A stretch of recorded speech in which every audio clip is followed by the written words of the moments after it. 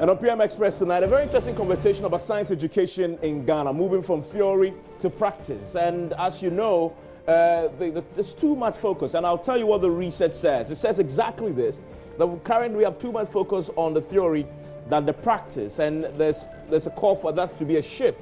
Now, and this really emerged very strongly last year.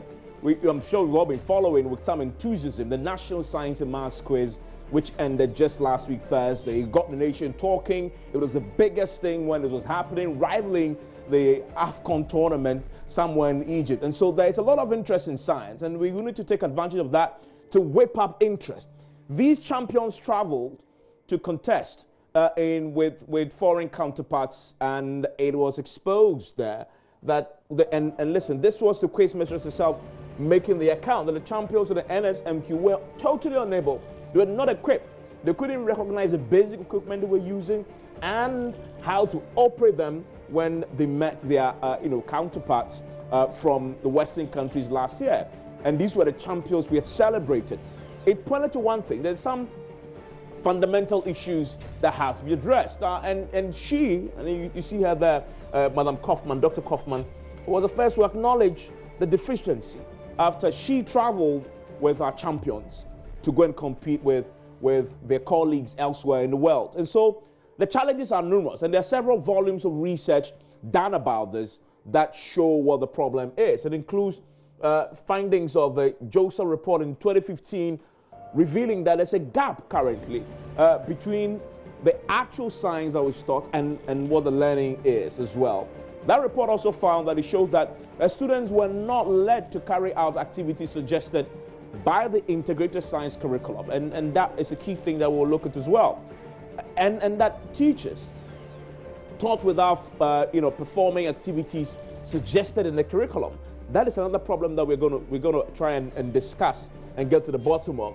And that whilst the curriculum suggests that students carry out project work, we've seen that for assessment, this was often not done. And so they're basing a lot of it on the theory side of things. This is a big question that we need to try and explore tonight. How do we shift the focus from theory to practice? How do we capitalize on the interest that the National Science and Maths Quiz has generated to get our children studying science in a way that makes them competitive on the global stage?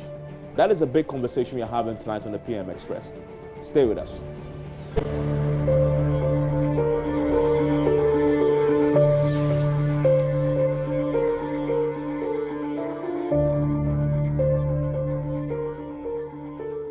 And you're live on PM Express tonight. My guest in the studio, Dr. Yaw Adutwum, is the Deputy Minister for Education. Also with me in the studio is Professor William Efiakwa-Sumani. He's a consultant for chemistry with the National Science and Maths Quiz. We'll also be joined by Kevin Tichi-Yeboah, who is a delegate to 2018 International Physics Olympiad. And they had traveled on the back of the National Science and Maths Quiz to compete with colleagues from around the world, and the experiences were fascinating, something that I guess policymakers would have to take a cue from in terms of what the best brains, as far as the students are concerned locally, what happened when they go out there to compete, which was a very interesting, fascinating results that we'll talk about with him. We'll also be speaking to the Telemakos Osai, who is the head of science department at PRESEC.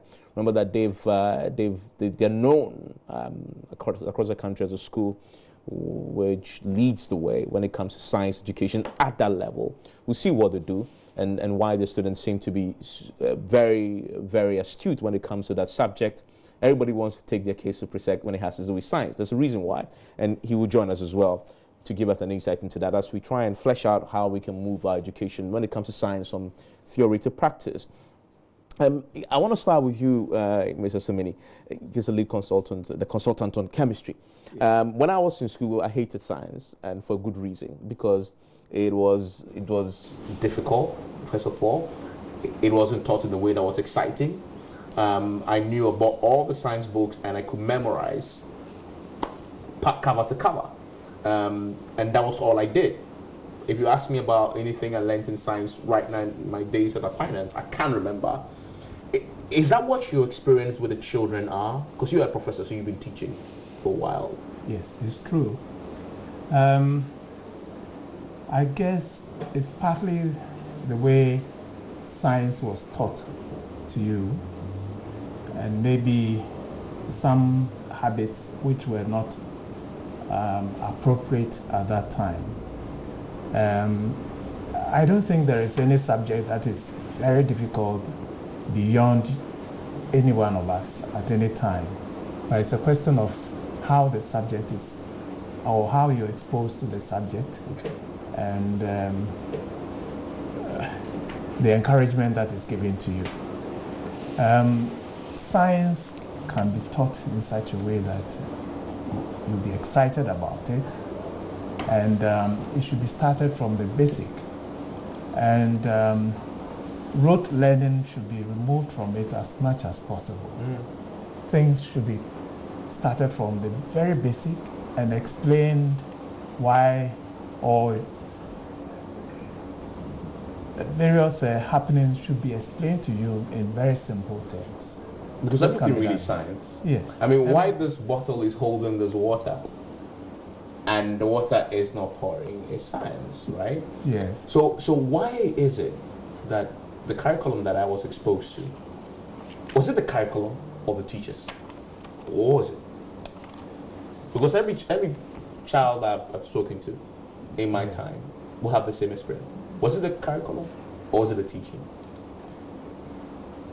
It's a difficult one. I know, yes. I mean, you've been doing this for decades, yes, I'm sure. Where would you put it? Blaming the teachers would not be the best thing to do now. The curriculum is the same everywhere. Chemistry is chemistry in UK, in Russia, in Ghana, the basic things. So I would say it's a combination of various factors. And we must admit that Ghana is not a very rich country, and therefore we don't have the best or well-equipped laboratories. And science without practice, or the practicals, is not science really. And it is a very simple experiment which will normally excite you as a science student and encourage you to learn the subject and remember things. But we tend to put a lot of emphasis on the theory and not much practical work. So that's curriculum? Yes. That's a function of the curriculum? Not curriculum. On paper, the curriculum is beautiful. For example, if you take the SSS or senior high school curriculum on chemistry, we're supposed to have a certain amount of theory and a certain amount of practical. But if you ask the students, they will tell you how much practical they do. Some don't have any practicals until they are ready to go for the exams. Not because it is the wish or the choice of the teachers, but they simply don't have the labs and the equipment and the chemicals that are needed for the practicals. So it boils down to resources. It boils down to the fact that this country is not as rich as some other countries. So very interesting point you've made. You've ruled out curriculum entirely, because you say the curriculum is good. It's just that the resources aren't there to make the curriculum practical to the children. Is that not to make the curriculum practical? The curriculum consists of theory and practicals. So we're doing the theory, but when it comes to the practice, you need the labs, you need the scientific gadgets and equipment to make that functional for the child, but we don't have that.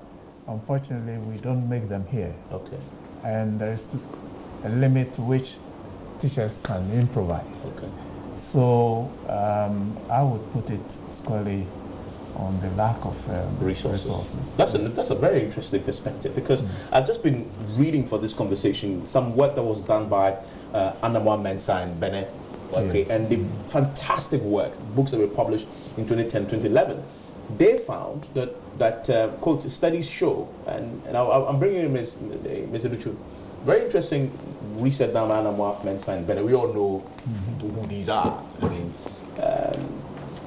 education is par excellence in Ghana. They say studies show that many of our students tend to learn science by rote and then lack understanding of science concepts since no meaningful learning occurs. The depth of integrated science teachers in Ghana and the lack of teaching skills and competencies among teachers are the result of their poor instructional approaches. And this is particularly Anamwa, Mensa, and Bennett 2010. That is what they concluded. Where do you put this? I just want to say hello to all your viewers and people who have been following you, and I happen to be one of them, and I was waiting to be on your show. Today I'm here. Dreams can always come true. Now, so you see, it's multifaceted kind of way of approaching this whole thing. True. You have to look at curriculum, you have to look at instruction, you have to look at assessment. I have with me the curriculum of, it's called the Next Generation Science, NGS, okay. Which is what U.S. curriculum in science is based on. Okay. And they have teacher's guide that comes with it. And I'm hoping with the new curriculum, we are getting there in terms of tightening the curriculum and giving teachers some prompts to guide them. You know, when it comes to education, there are two things. You see, if you want to fix a car, there has to be a guide as to how you fix the car. True. You know, you cannot just go and say, I'm dismantling it. We can do that very well in Swami Magazine because we are talented. But for the most part, you get your guidebook, you look at it and say, if I remove this, I have to put it here. If I do, there's a rubric, there's a guide as to how you go about everything. Now, you cannot have critical thinkers in your classrooms if you are not following the rubric that ensures that critical thinking is taking place in your class. Irrespective of the books you are using, irrespective of the tools that you have, there's something in education called the Bloom taxonomy. Now we have the new Bloom's taxonomy, which tells you, it's just saying that when you stand in the class, the questions that the teacher is asking, activities that they are engaged in, should tell you what level of rigor is taking place in the class. So if you hear a teacher saying, why is this so, how is this, is the basic level of teaching. So if you go by that approach, and your exams lend itself to that. You see, when people talk about teachers, no. You see, if teachers know that examination by WAEC is not going to lend itself to rote memorization, they will not teach to rote memorization. Because you see, you have to have the curriculum, you have to have the instruction, you have to have the assessment. Even though in education, we seem to think that you do your curriculum first, you look at the way to deliver the curriculum, and then you assess, right? But invariably, assessment comes first. If I'm a teacher, I'm looking at the sample questions that I'm going to, even in the classroom, that I'm going to give to the students. Based on that, I plan my instructional strategies very well. Whatever the assessment will allow me to get away with is what I'm going to teach. So you're saying that the way we are setting our questions is driving the way our teachers are teaching? Of course. Okay. Of course. That's interesting. Of course. So when I saw your topic talking about from theory to practice, I said, no, from practice to theory. That is how you turn around everything. Because you see, in math, for example. How do you do that? How do you move? How do you invert it? Yeah. In math, for example, the Singapore math, all the countries that have done well, they go from concrete to abstract. Okay. So I have two caps here, right? Two caps. So I show the student this, if I'm in KG. Right? Then from here, I will ask them to draw these two glasses. So when they draw and they put a plus sign between, they will say it equals to 2. Then I'll go to the next level where I will say 1 plus 1 equals 2. So I've gone from concrete to pictorial representation, then to abstract. So in other words, if you really want students to do well, you don't go from theory to practice. You rather expose them. When I was teaching mathematics, for example, one of the things I did, I took my students outside. Mathematics is everywhere. Even within the classroom, you can teach perpendicular lines, you can teach these columns that are here, you can see perpendicular, you can see pi, you can see mathematics everywhere. You have a perfect square sitting right there. Instead of saying this is a diameter, let them touch it. So students who are kinesthetic learners, as they touch it, they retain the knowledge. When they see their visual lenses, they retain the knowledge. So it's a multifaceted kind of approach. You have to do a number of things at the same time. You cannot think that all students are visual, so when you write on the board, everything is fine. They may have to get up, they may have to touch it. This is a rectangle right there. Let him go around and say, this is a rectangle. That figure right there is a circle. Let them go and touch it and feel it and see it. Then you have a situation where the retention, and then you begin to do, I was looking at one, first grade science, right? Questions that students were being asked in US classroom. Okay. It said, what happens when materials vibrate? What happens when there's no light? What are some ways plants and animals meet their needs so that they can survive and grow? In Ghana, they'll ask you, define osmosis. Of course. So the old curriculum. What is matter? What is I remember I used to choose that. Yeah. What is matter? Yeah. So we take it from the theory and want to get to the practice, and then we have a missing link right there. But rather allow them to feel it. But our children are still learning what is matter. In fact, I can tell you what is matter because I learned it. But if you ask me what is matter, as in point out matter. So the thing is, if you had immersed them in the practical using prior knowledge, things that they already know, then you are going there. Then we talk about equipment issue. Yes, the equipment challenge. So let's stay on the first bit before we move on. Does that also count to curriculum, though? Because of what course, you mentioned is that is curriculum. But how does this? This is a fantastic example of what it should be. Yes. What is the current state of our curriculum? The good news is that we are changing it. So that's an admission. The new, of course. The existing one is not good. I mean, why do I have to deny? It's not fit for purpose. Truth is truth. Okay. You wanted to come in and just like briefly, yes. On this matter. Whatever curriculum that is presented, there will always be some classroom teaching. Okay. I believe that pupils have to be presented with some basic knowledge so that when it gets to the practical aspect, they know what they are practicing. But he makes a very important point. I want to do practical first. Exactly, but that's the point I want to ask you. He said, invert it. Let them experience the practice and then flow from the practice into the theory. And it makes absolute sense to me thinking about it, because if my teacher, I said, is this matter? Is this matter? Right. Is this matter? I'm asking. I'm seriously don't know what I'm asking. This is matter, right? Yes. It's matter. And then he says, then takes it and defines it. Say, oh, okay. But when I learned matter for years, I had in my head, matter is, the smallest indivisible part of a thing, correct? As I said, I don't know what that is. There are very good science teachers in the country. And I believe in the same vein, there are very bad science teachers. Okay. I don't know why a teacher would talk about matter without letting you know that the material before you, what you are wearing, what you are drinking, what you eat is matter. Yeah. There are very simple things that can be taught in a way that will make lasting impression on the students. But this question of practice and theory, it's like the chicken and egg. What comes first? Yes. I've taught chemistry for many years. And I shudder to think taking a student into the practical lab without any basics at all and asking the person to perform certain experiments. The student needs to be given some basic information and asked to go and explore. What you don't do is to give all the information. That's what do you call it? There is a term for it. Sensory overload. No. I'm trying to find my science expressions. Yes. Let the student discover things, but he or she must start from a point. Okay. Of course, you give them some basic understanding. Yes. You see, but starting from KG all the way up, not even the chemistry lab. I'm not even in the chemistry lab yet. From KG, primary 1, how are we instructing?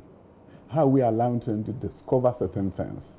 And then they say, oh, by the way, this is why there's this theory. And they say, oh, and that aha moment that the kids walk away from the science puts them in control. Yeah. So they begin to be in control of the scientific knowledge of and ideas because they are seeing for themselves that they are the one discovering. You are leading them on to discover. And you are not asking them to memorize anything for you. So that then keeps the interest going. And when you get to the chemistry lab, of course there are certain things you do, even have to touch chemicals and other things, you have to show them that. But the bottom line is, as a whole, we have to begin to look at how do we discover knowledge?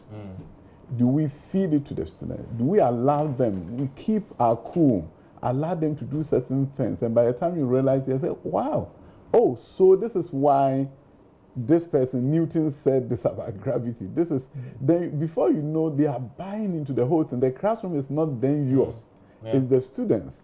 They want to come to school and they can't wait to come because they want to discover something more for themselves. So that discovery approach, which then after you move on at the highest level to begin to look at problem solving approaches, how can they use the ideas that they have gained to also solve problems? That's why in some places they are integrating engineering, for example, into the science curriculum because they think it lends itself to practical use of scientific knowledge and ideas. So it's not so much about this part is wrong, but you have to look at the whole and look at the curriculum because the curriculum, the area where we may be deficient, the kind of guiding questions we give to the teachers, for example. You may not have an excellent teacher, but if you design the curriculum well and give them some guiding it helps questions, him effectively teach. I know you're going to go to resources, so I'm going to come there briefly on this one. I know you had something to say. Yes, I'm going. I want to say that teaching at the kindergarten or even the primary school should be activity-centered. Because at that stage, they are not going to perform very dangerous experiments and so on. And we should allow the children to develop the sense of curiosity. True. And wanting to find out things for themselves and also telling us what they find. True. That's very true. I want to bring in a teacher, and I'll come back to you, Mr. Adutwum, on the resource question. You would agree that at university level, if I gave this to a student and asked a student to tell me what is in there, he needs, or she or he needs, some basic science to be able to tell what is in there. Mr. Adutwum, we're going to talk about resources, and Prof started by saying he will put a bigger chunk of the issue on resources. That is, I guess, where the education ministry comes in. Why we not read? Because science, we've read that every country that had developed, developed on the back of science. This president came to power, and I read the manifesto before I came on air. He was talking a lot about that. Why are we not putting our monies where we know our math is? I'll let you know that I've gone to some high schools in Ghana, and they have better science equipment than high schools in the US. Which one? You'll be surprised. I'm surprised you say yeah. If you go to Presec and other schools, and you see that there are two things now going on. I think given our level of development, high schools, a number of them have science equipment. However, we have to look at junior high schools. You cannot just allow them not to play with this and work with science equipment, and all of a sudden they are here, and then they are going to learn about beaker and all those things for the first time. But you know, my experience is it's only the science, those who are learning hard science, who actually get introduced to the labs. No, when I was in school and doing science, general science, I never went to the lab. You see, the thing is this. First of all, we have to look at how we can leapfrog as a nation. If we don't have leapfrog at the back of our minds, we always hit ourselves so hard, and at the end of the day, we'll give up and say we can't get there. Other countries are beginning to realize, even in America, they've realized that we may not be able to do what they call wet lab. You know, all schools have lab equipment and everything is nice. You have a biology, you have a physics. So now, what they are doing is what is called virtual lab. What's that? Virtual lab is a simulation that allows you to do the experiment as if you were in a regular lab on computer. So now that this president has approved a BSTEM program, Basic Science, Technology, Engineering, and Mathematics program, and all junior high schools are going to get basic computers and a laptop projector, and they'll be able to do coding and other things. We're also looking at how do we make sure that basic science experiments are on these laptops. How much are we devoting to science education in Ghana? Do we know? Have we disaggregated it? Disaggregated, I won't sit here and tell you I've disaggregated, but I'll tell you that we're making over 100 million investment in BSTEM. Okay. Because what we've realized is that we may not be able to dollars build... dollars. Okay. We will not be able to build a science lab for every junior high school, but they can do virtual lab. Okay. And get a depth of understanding as if they were sitting there. In fact, if you sit in virtual lab experiment and you see the simulation and you do, and I always tell people, this is the best place to be because you do chemistry without worrying about the gases and whatever can get to you because it's not real. The chemical is not coming out of the computer. But you see the way the chemical reactions take place the same way that you see if you were doing it in a wet lab. So we have a rare opportunity here that we can begin to go to junior high schools and look at how do we implement virtual lab activities so that when they get to senior high school, that's not the first time they're seeing lab. And then, of course, make sure that our senior high schools have the labs that they need. And where we don't have enough, then you have to also complement with a virtual lab. Okay. Because the virtual lab activities, if simulated well, and the good news, SENDLOS, an organization here, they do distance education at SENDLOS, the Ministry of Education Agency, have developed a lot of them. And in fact, they are on iBoxes. If you go to schools that are less endowed, we have something called, there's a black box that they call the iBox. All these experiments have been loaded onto it. So that if you happen not to have a lab, you can see those experiments and you can experience this as if you were in a real lab. Yeah. So I believe that given our level of need, we seriously have to look at the concept of leapfrogging. That how can we go beyond the wet labs and still get our students engaged in lab activities so that they can explore science from a very practical perspective and not just from the abstract that I'm going to learn the theory and maybe... What percentage of schools you want to equip with this virtual lab but also the actual labs? Junior high schools, every one of them.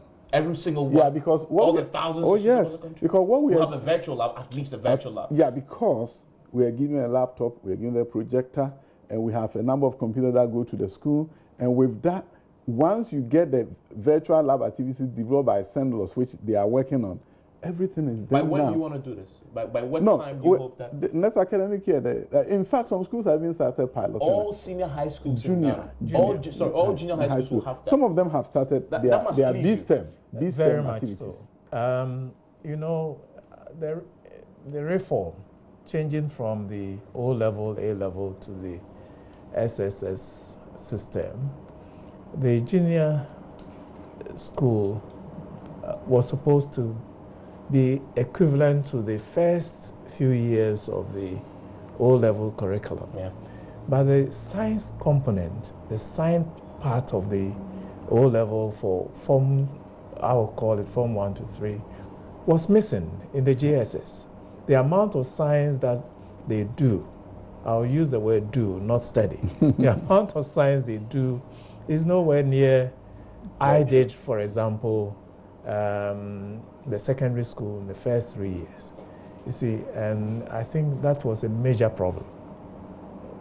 So then all the science they had to do before they came to the university was in the 3 years. And I'm amazed as a consultant, I'm amazed the performance of some of the students who come on the platform. They are doing very well. Why are you amazed?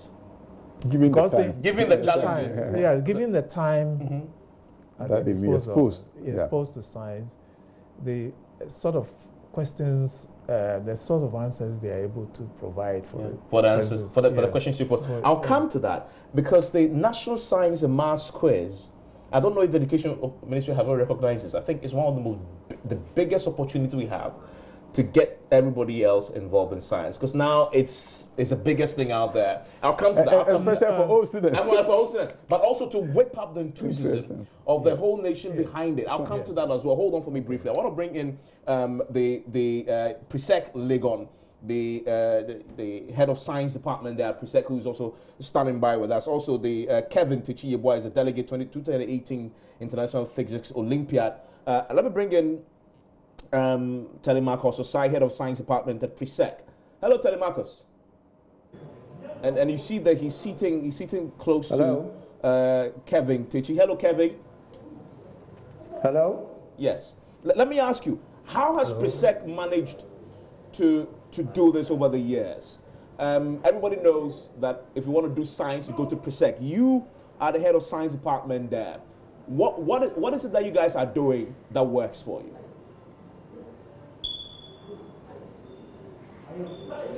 I think we have that image as a PRESEC as a science school, and then we also have teachers who are dedicated. They sacrifice a lot. So, and the students who come in, I think they come in purposely to come and have science, so they are also determined to make it. Tell me about the curriculum. Whoever comes there to come and offer science is determined to. Tell me about the curriculum. What's your own, I haven't taught this for a while, what's your own assessment of the curriculum you've been given to implement?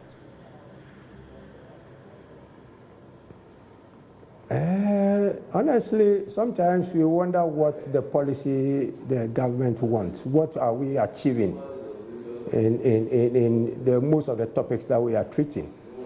Yeah, it seems most of the topics are based on examination. Which is what you said. Examination. So we prepare them just to pass and make it in the WAEC exams, so they excel. But we don't actually know the policy for the government or policy for the nation. Yeah, so we prepare them towards the examination syllabus. Okay. Yeah, sorry. Education Minister wants to say something to that. Yes. I think that is the huge disconnect, and we've mentioned it a few times, that you cannot prepare high school students just because you want them to pass at WAEC exams. WAEC syllabus and all the things that go into it should not determine what a kid knows and will be able to do. It should go beyond that. You have to prepare them for the world of work, for example, whilst they are in high school. So when you do more career exploration in high school, recently I visited a girls' school whose name I'll not mention, Kumasi, and I walked into a classroom and I was excited to see 50 girls doing fixes. And I asked them, how many of you want to be engineers? Unfortunately, no hand went up, and I was amazed. I was shocked that if I had walked into a similar classroom elsewhere, almost every hand would go up because we are in fixes. And I thought, hey, you are going to engineering, right? But the issue was they are in fixes, they want to pass the WAEC exams fixes. So what I had to do was to bring them to Accra. They went to Academic City Fixes Lab, a modern university in Accra. They have a beautiful physics lab. I brought them to Accra after visiting Parliament. They went to Academic City just to have a feel of what an engineering school looks like. Those basic things, which we take for granted. So you have to begin to do more career exploration and begin to infuse that into the curriculum in such a way that if I do fixes, I can easily, if I don't want to go to the university, when I'm going to be an electrician, I have the foundation to be able to understand some of the concepts. And by the way, I'm doing it because I'm looking at the career opportunities ahead of me, and we're teaching it to broaden their scope of understanding beyond writing and exams. When I come out, I'll also allow you to address this concern about the curriculum, which you say has been addressed, but also from the point of view of WAEC, because WAEC is an independent institution, and if we don't, we can fix our curriculum. If we don't also get the partnership there, maybe be a gap. But I want us to stay with you, Telemarcus, because I want to quote to you something I found in the book I was reading for this show that was quite instructive, and see if you agree with that and expand on it for me. Alamwa Mensah and Bene had said earlier, said that the death of integrated science teachers in Ghana and the lack of teaching skills and competencies among teachers is a key problem. It's one of the key problems facing science education in Ghana, for which reason we have poor instructional approaches. Do you agree?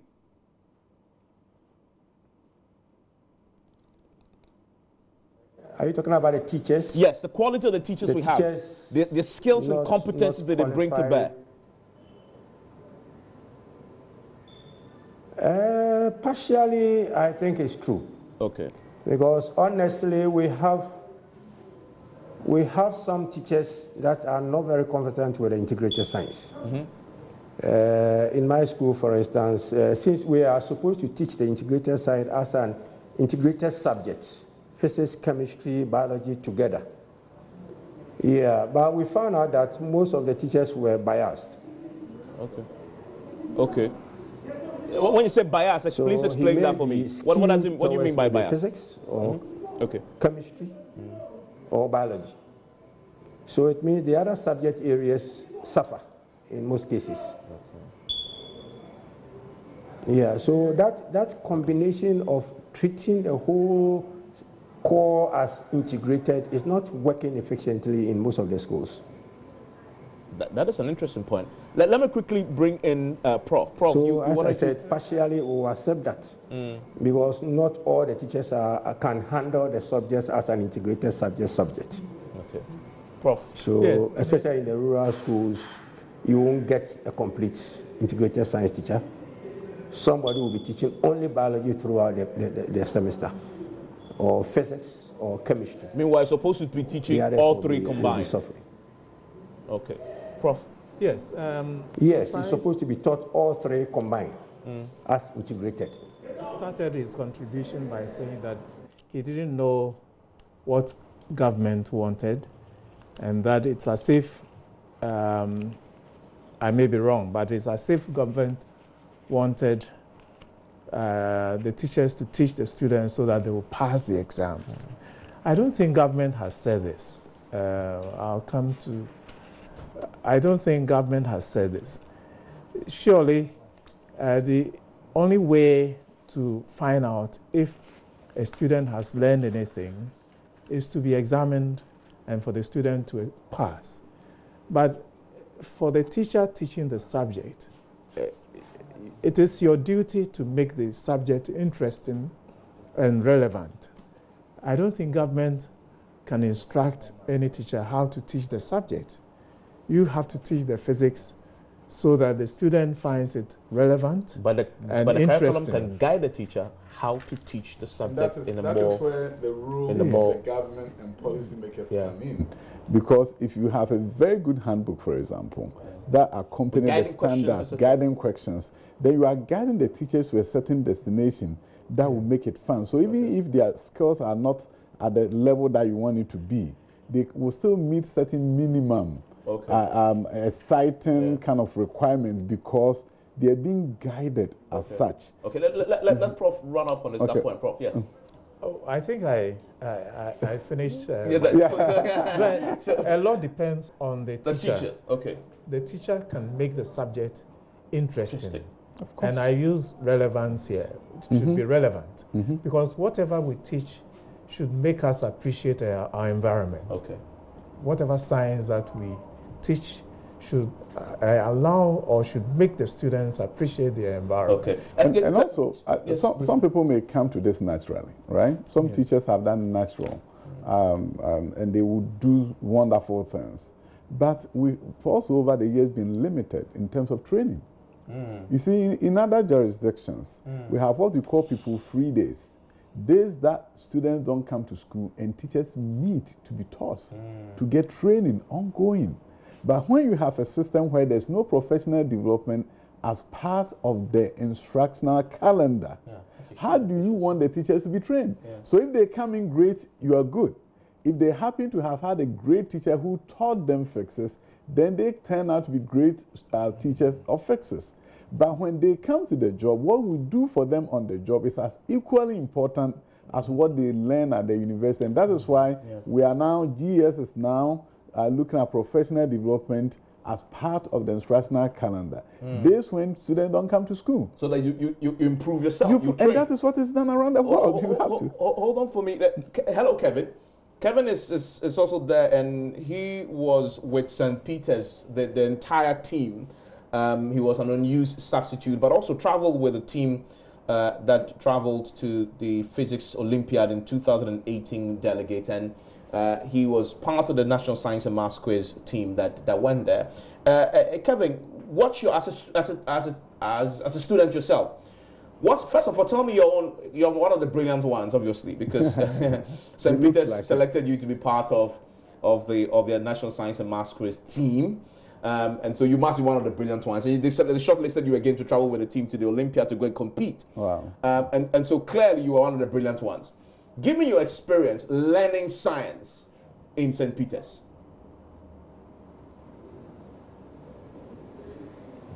Thank you very much, sir.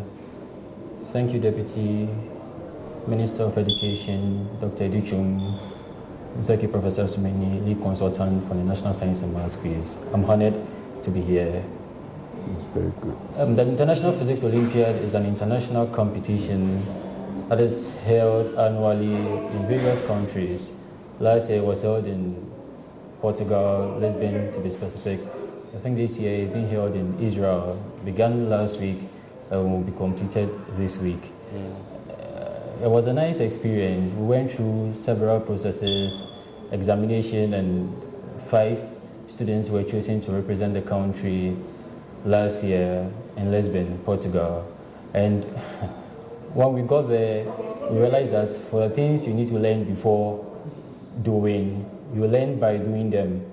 Because it was a different curriculum altogether, looking at the practical. Actually, it has a practical part and a theoretical part. It's an examination we took, and it takes 5 hours for the practical examination and 5 hours for the theoretical examination.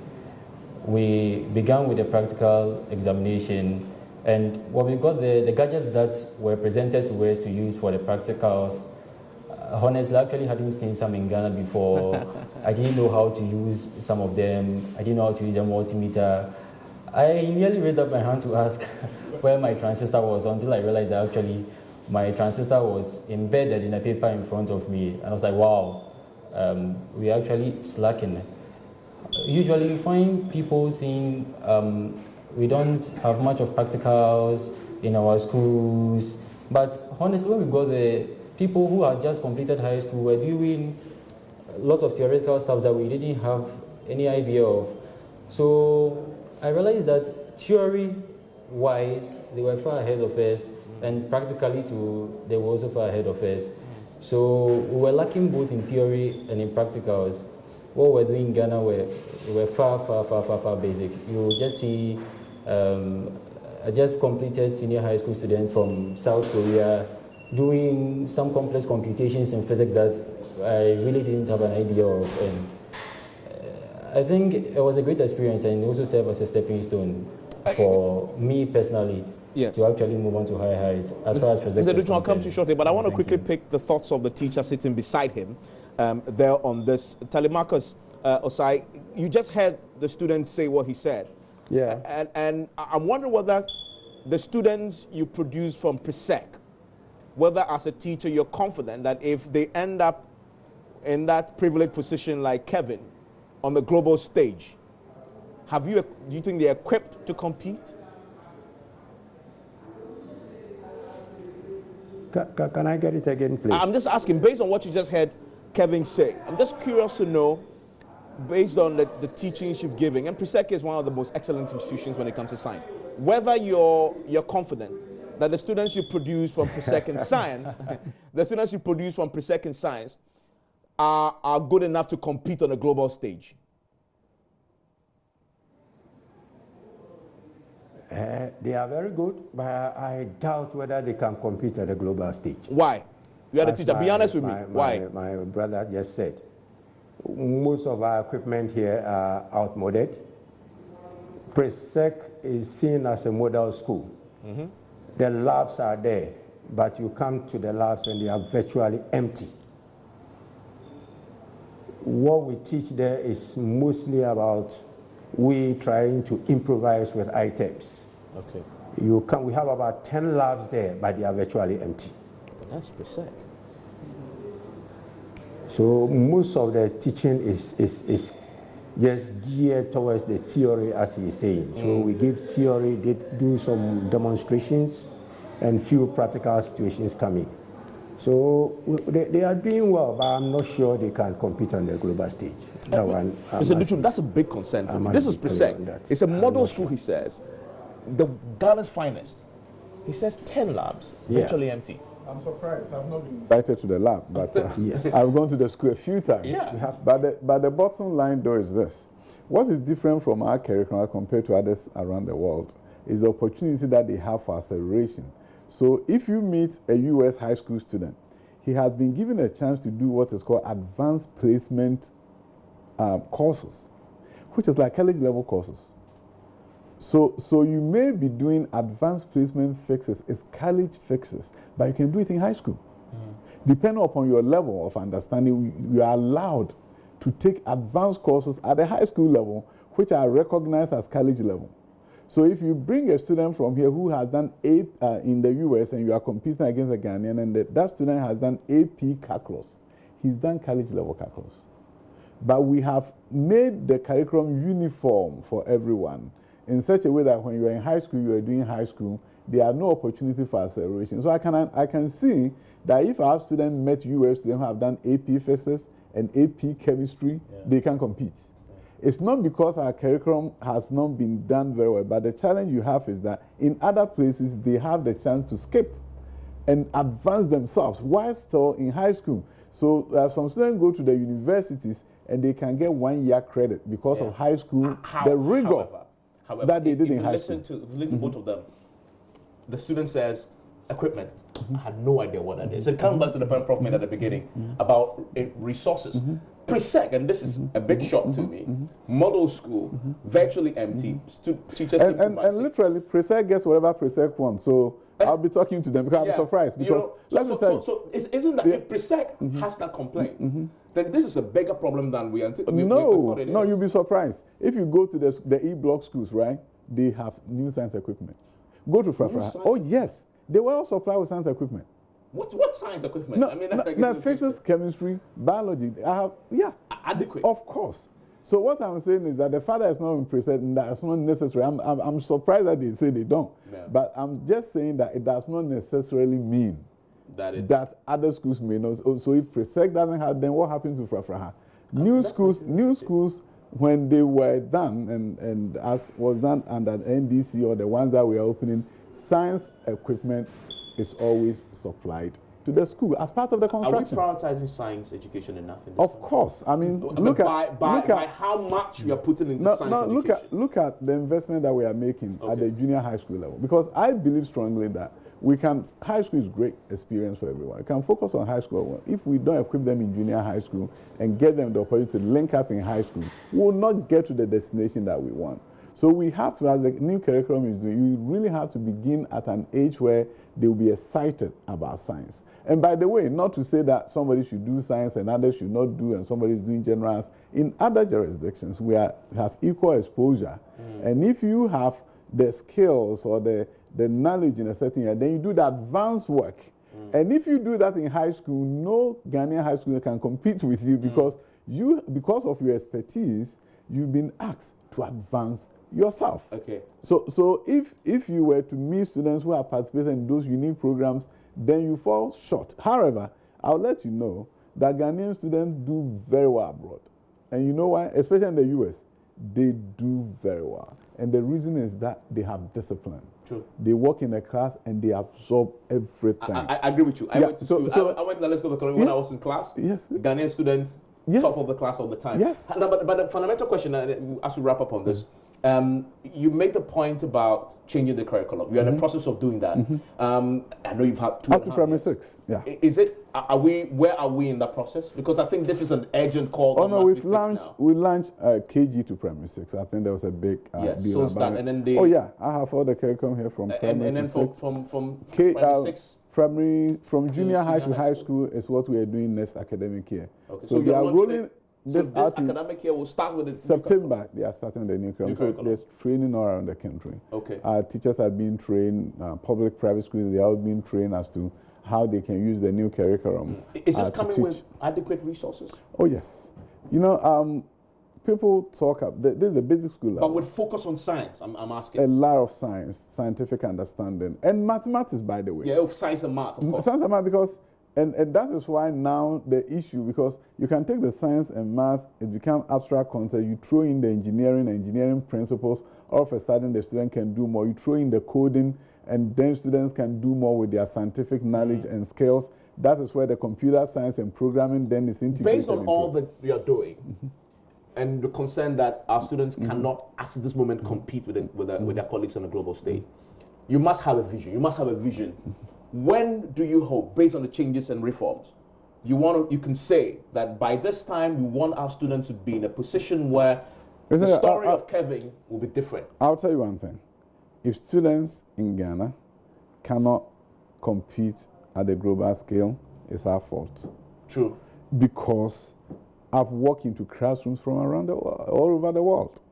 Walk into a Ghanaian classroom, students stand up and greet you. Sometimes there's no teacher there and they are sitting quietly. You cannot get that in the United States of America. You have to literally motivate and beg the children to stay. You come to Ghana, the kids are literally begging us, can you give me knowledge? Can you support me? But based on all the reforms, when do we hope we can see real results? We're doing up to primary 6. Junior high school is coming. And when we get to the high school, before even we get to the high school level, we believe strongly that we need to bring in academia, we need to bring in industry. Because the way curriculum has been done in this country is weird. When high school curriculum designed without university input. And the university professors will tell you, if you do agric in high school, will not accept you when you come to the university because it didn't work with them. That is something that we are dispensing with. And also you have to make it practically oriented in such a way that it's not just going to sit for exam, but they have something, some skills for life. Okay, Prof. Kelvin is an A student, a Ghanaian A student. Yeah. And I believe that he will be able to compete fairly, squarely with any student anywhere who has been exposed to our curriculum. Okay. It's possible that he was competing with students who had been exposed to a different curriculum altogether and been allowed to manipulate certain instruments and so on. But students, if students were examined or examined based on our curriculum, I believe that no one would surpass our A students. What contribution National Science and Maths Quiz is making to this? Very briefly, what do you hope to use that competition to do in the next few years? Well, it's stimulating interest. Absolutely. But I've had a chance to say this, that it's only a select few. If you go to any school, only a few people are being groomed to become contestants. And I'm encouraging, or I wish to encourage all the schools to extend that sort of training and teaching to everybody, to every side. I want to bring in Kevin. Kevin, you need to wrap this up for me. As a student, and now you're an A student, as I've heard, there's a lot of confidence in you and others as well. What would you say to the education minister who is here, based on all your experience? If you had a chance to go back to school, and I'm sure you're going back to school to continue, what would you need him to do to make studying more fun, I guess more rewarding, but also more practical, so you can compete anywhere you are in the world? Just a few words for the Deputy Education Minister to hear. Okay. All right, thank you so much. To begin with, I want to say that when you take a critical look at our educational structure, you realize that a greater quantum of the knowledge is at the higher levels of education, the colleges and the universities, because you realize that you meet a high school student, someone who just completed high school from the United States, and the person knows what a second-year university student would know in Ghana. So you realize that they have actually stepped down a greater part of their knowledge to the secondary cycle of education. So I would say that once you are able to teach students and it makes sense, they're actually going to understand. Because I do say that everything should make sense to understand, and nothing is difficult. It only needs to be understood. So once we could make the things understandable to students, they are going to grasp it. So we should bring a greater part of the knowledge from the universities, from the colleges to the high school level, so that high school students will also be able to compete globally and be on the same level with their counterparts when it comes to at international competitions and conferences, etc. Also, I want to tell the education minister to make available laboratories, science laboratories, gadgets, equipment, and other things that they need to do experiments in their school, to have I mean, physically and have some feel of what they are being taught in school, because it's easier when you see the thing and you're actually doing it than being taught and looks a bit abstract here and there. You can't grasp the concept very well. So if you're teaching a student electricity, we should see conducting wires, we should see resistors, we should see voltmeters, ammeters, and the things present, everything that we actually need to learn electricity. So we should make the practicals and the theory intrinsically woven together. We do them side by side, because when we say we are teaching all the theory and later we do the practicals, we might not get the connection very well. So the practical should go side by side with the theory, and I think that will go a long way to actually improve our education in Ghana, and also help people to revitalize an extra dimension of knowledge-based ed. Thank you. Thank you very much. I'm grateful that you joined us on this. Adutwum has a lot to say on to what he said, but my producer is yelling in my ear. If you take my 30 seconds, can you wrap it up? Yeah, I think he's on point in a number of areas, bringing the practical nature of learning to high school. For example, we're building a creative arts high school in Kumasi now, and we are working with music and all this industry to develop the curriculum. So the high school students, before they get to the university, will have been exposed to creative arts. So same thing applies to engineering and other courses done in other jurisdictions, that you don't wait to college to know computer science. You do it in high school. By the time you get there, you are there to innovate and to invent. You are not there to learn it for the first time. So when it comes to that, he's right on point. And we're going to work on the science lab issues and challenges, because we have a determined president, and I'm sure he'll be happy to look for the resource so that we can do something very good with it. Adutwum is the Deputy Education Minister. Prof. Asumeni, consultant for National Science and Maths Quiz. And I'm grateful for my two friends who joined me also on this, the lead science department, Sek, and Kevin, who you just had there. Enjoy the rest of your evening.